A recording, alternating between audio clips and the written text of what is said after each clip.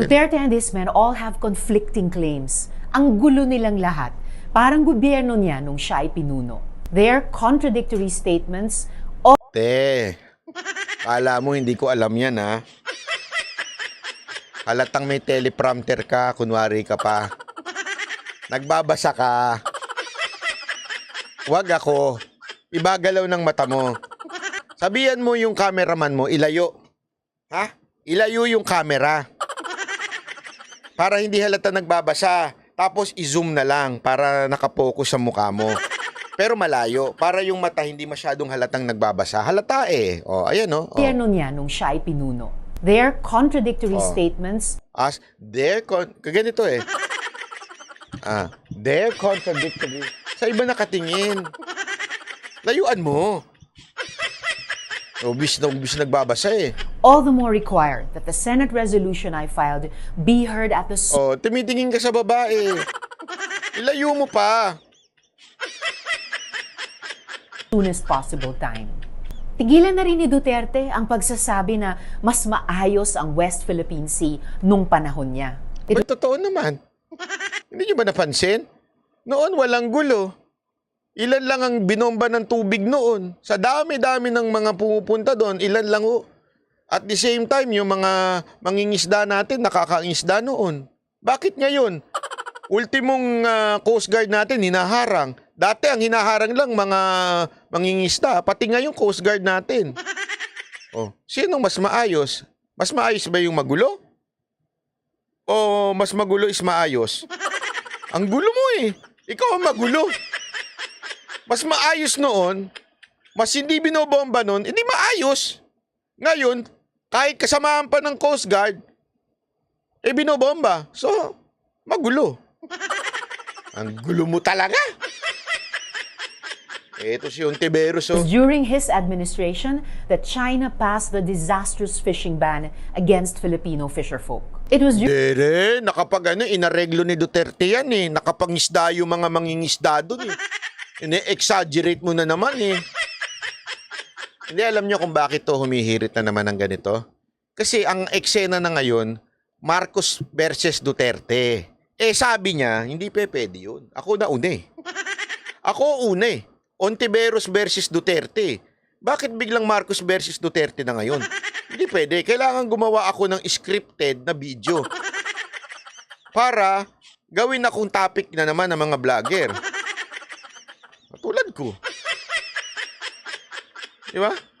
Tuloy. During his time, the Chinese Navy vessels with missiles chased and harassed Filipino journalists. It was his presidency that made the Philippines look like a Chinese puppet in the eyes of the international community. Mas marami pang insidente ng pananakot at pagbabanta na hindi na isinapubliko noon. Pero ngayon, kitang-kita ang kahangalan ng China. Huwag na niyang ipagtanggol ang best friend niya. Walang napala ang Pilipinas doon. Duterte, Alam mo, kung ako sa iyo, Ontiveros, girahin na natin. Basta mauna ka ha. Ikaw ang dun sa, di ba maganda naman niya yung barko natin ng Navy. Tapos dun ka sa harapan mismo, gumanong ka pa.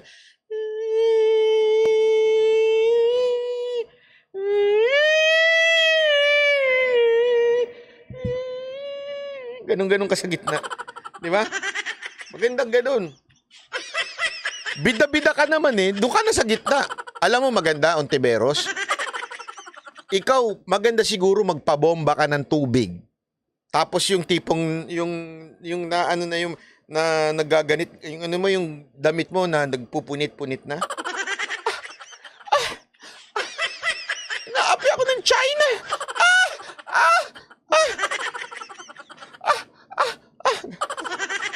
Ganun. Tubig yun! Nakakala nyo kung ano yun, ha? Dudumi ng isip nyo. Tubig yun! Kasi binombomba siya ng tubig. Kayo naman. Ang dumi ng isip nyo. Hindi, kasi ganun yun, di ba? Para magbida-bida siya. Wala siya doon sa barko. Tapos, medyo na yung mga Chinese. Ayaw, tubig! Ayaw!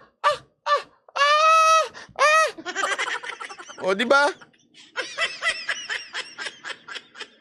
Isipin mo nun, Ontiveros, bida-bida ka nun. Pag nangyari sa'yo yun, Ontiveros, para sa Senado.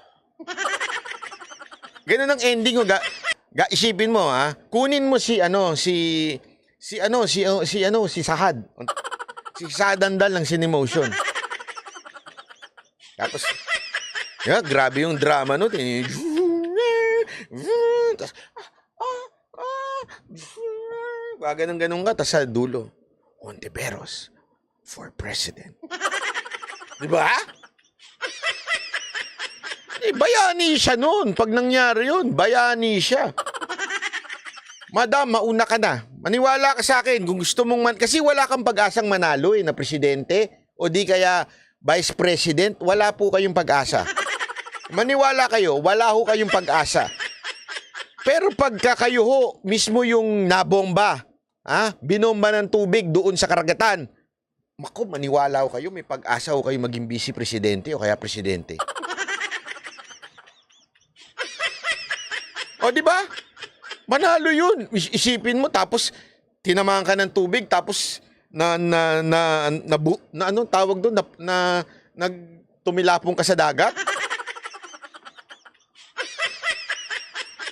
Tapos isipin mo yun, ha? Tapos doon siya sa dagat, sisigaw siya, help! Help! Saklolo! Siyempre, yung mga TV5, nandyan na. TV5, GMA.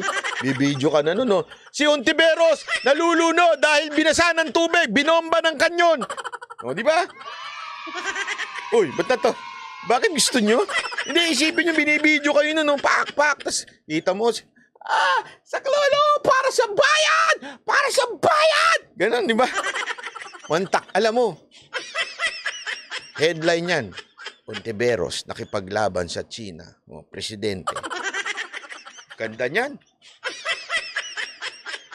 Hindi, maganda ho yan. Maniwala ho kayo sa akin. Magaling ako sa PR. Ibang level yung skandal na ganun. Mantakin mo, nalunod kayo sa dagat. Nalunod sa dagat. Wala na silang iboboto. Oh. Hindi. Meron naman tali yun eh. Kunwari lang nalunod kayo sa dagat. So bago kayo pumunta doon, may salbabida na kayo, tas meron pa kayong life jacket, tas nakatali pa kayo. Tapos pag binasa na kayo, talon kayo sa dagat. Tapos magsisisigaw, ganun, no? O, nakatali naman kayo eh.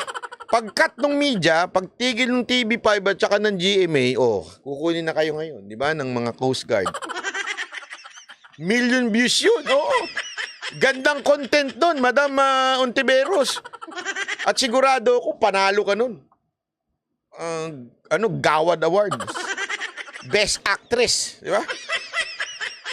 Basta, nyo lang, kailangan yung mahiwala yung luha doon sa dagat. Kasi minsan, hindi makikita yung luha na nalulunod na kayo kasi may tubig-tubig na nagtatalsikan. Kailangan maghiwala yung luha sa dagat.